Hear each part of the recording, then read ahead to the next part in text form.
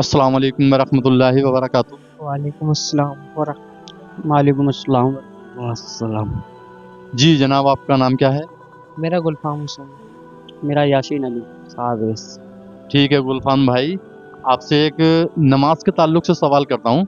अगर आपको सही सही याद हो तो जवाब दें, वरना मैं बताऊँगा उसको। तो मेरा सवाल आपसे ये रहेगा, आप मुझे ये बताएं, फजर की नमाज में आप जाते हैं नमाज पढ़ने? तो जैसे कि मान लो फजर के टाइम में हमें जाने में, उठने में या टॉयलेट वगैरह कहीं नहाने धोने में कोई थोड़ी सी देर हो गई किसी वजह से। अब हम पहुंचते हैं उस टाइम में, जबकि फजर की नमाज में 2 रकात नमाज फर्ज जो होते हैं वो इमाम साहब पढ़ाते हैं। अब हम उस टाइम पहुंचे जिस टाइम के 1 रकात इमाम साहब पढ़ा चुके। अब दूसरी रकात में हम पहुंचे, मुख्तसर सा टाइम बचा, तो हमें क्या करना चाहिए? जमात पकड़नी चाहिए या कि अपनी सुन्नत पहले पढ़नी चाहिए? पहले सुन्नत अदा करेंगे। अच्छा, जबकि 1 रकात लास्ट वाली रकात इमाम साहब पढ़ा रहे हैं और आप मस्जिद में अब पहुंचे हैं, टाइम निकल चुका है, तो अब जमात नहीं पकड़ेंगे, पहले अपनी पढ़ेंगे? कि उसको हजरत बाद में भी हम अदा कर सकते हैं सुन्नत। तो अगर बाद में हम सुन्नत अदा करेंगे तो हमें, जैसे कि मान लो लास्ट वाली रकात इमाम साहब पढ़ा रहे हैं, तो हमें जाके जमात पकड़नी चाहिए या सुन्नत पढ़नी चाहिए? वैसे जहाँ तक मेरी जानकारी है तो इमाम साहब के साथ ही शामिल हो जाना चाहिए। इमाम साहब के साथ शामिल हो जाना जी। चाहिए। आप बताएं कुछ तो बोले। ठीक है, तो आपने बताया भाई कि हमें पहले सुन्नत पढ़नी चाहिए, और ये भाई बता रहे हैं कि हमें पहले जमात में शामिल होना चाहिए। देखिए ऐसा है, नहीं, ये सुन्नत मुअक्कदा होती है और इसको पढ़ना ज़रूरी होता है।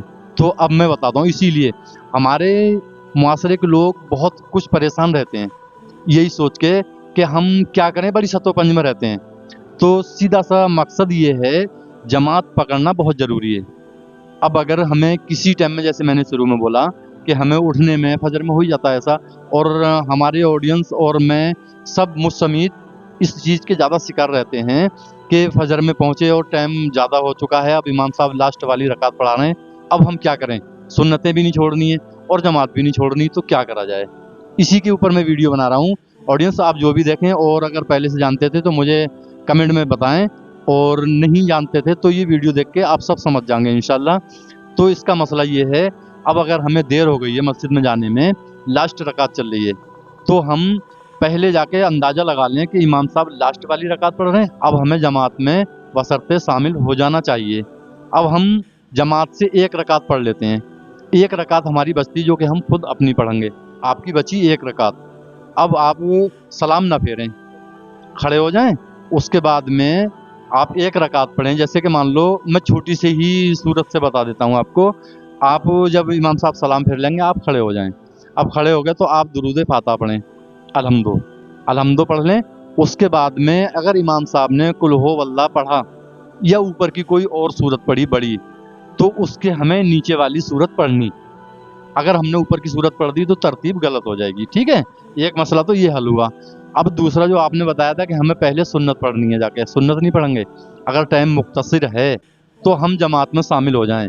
अब हम सुन्नत कब पढ़ेंगे वो बताएं आप। सुन्नत पढ़ना ज़रूरी है, सुन्नत पढ़ना ज़रूरी है, वो किस टाइम में पढ़ी जाएगी ये बताएं। वो पढ़ी जाएगी नमाज के बाद। फजर की नमाज तो आपने पढ़ ली, तो उसके कितनी देर के बाद पढ़ें? वो 20 मिनट बाद। 20 मिनट के बाद आप सूरज निकलने से पहले पहले अदा कर सकते हैं। नहीं, गलत है। आप सूरज निकलने से पहले अदा नहीं कर सकते। आपकी सुन्नत अगर छूट गई है, अगरचे सुन्नत छूट गई है और आपने जमात पकड़ ली है, माशाल्लाह बहुत अच्छी चीज़ है, लेकिन सुन्नत आप कब पढ़ेंगे? जबकि सूरज निकल के 20 मिनट हो जाएं, उसके बाद आप वो सुन्नत पढ़ेंगे। सुन्नत छोड़नी नहीं है और ना ही उन्हें कज़ा करना, क्योंकि वो गैर मुअक्कदा नहीं है, मुअक्कदा सुन्नत है, उसे छोड़ना नहीं है।